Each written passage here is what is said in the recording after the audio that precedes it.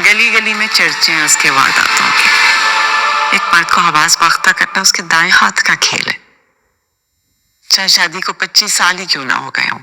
صاحب کا کچھ نہیں پتا بڑے، کوئی نئی وصیت لکھ دے کہ میری بیوی اور میری ہونے والی اولاد کا میری جائیداد میں سے ایک ڈھیلا نہیں ہوگا.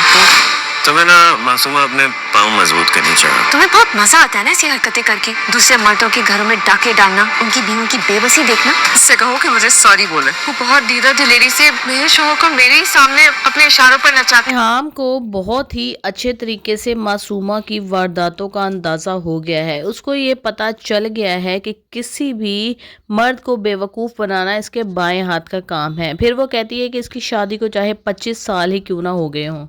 معصومہ کی جو اماں ہے نا، وہ اس نیگیٹیوٹی میں بھرپور طریقے سے معصومہ کا ساتھ دیتی ہوئی نظر آ رہی ہے. حالانکہ اس کے باپ کی تربیت بالکل بھی ایسی نہیں تھی. تو بھی جو کہ اب چند پیسوں کے لالچ میں دوبارہ معصومہ کے آفس میں جا کے کام کرنا شروع ہو گیا ہے. اگر وہ اتنا ہی ٹیلنٹڈ تھا تو اس کو معصومہ کے آفس میں ہی کام کرنے کیوں جانا تھا؟ اصل میں وہ بھی معصومہ کے بغیر رہ نہیں سکتا. بیوی کو وہ ہر طریقے سے ایشور کرنے کی کوشش کرتا ہے کہ تم تو میری جیند ہو، تم میری جان ہو، میں تمہارے بغیر نہیں رہ سکتا، لیکن اصل محبت وہ معصومہ سے ہی کرتا ہے. اور یہ چیز اس کی بیوی اپنی آنکھوں سے خود دیکھ لے گی. ان دونوں کو بیٹھے ہوئے ہوٹل میں دیکھے گی، ساری باتیں سنے گی اور پھر معصومہ کو بھی خوب کھری کھری سنائے گی.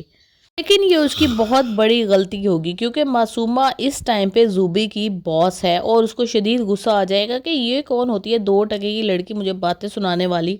یہ جو اس بیچاری نے جذباتی ہو کہ اپنے شوہر کی محبت میں 4 باتیں اس کو سنا دیا، اب اس کے لیے اس کو اس کے پاؤں پکڑ کے معافی مانگنی پڑے گی.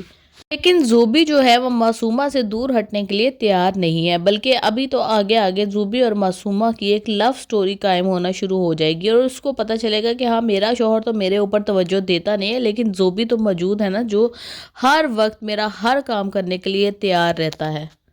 یہ اس کے لیے ایک بہت ہی اچھا آپشن ثابت ہونے والا ہے ٹائم پاس کے لیے. دوسری طرف ٹیٹی ٹٹی بونگا جو ہے، اس کو پہلے اپنے بیٹے کی پرواہ نہیں تھی، اب وہ مر گیا ہے تو اس کے صدمے سے وہ باہر نکلنے کی کوشش ہی نہیں کر رہا. اس کو سمجھ ہی نہیں آ رہا کیا ہو رہا ہے اور کیا نہیں ہو رہا.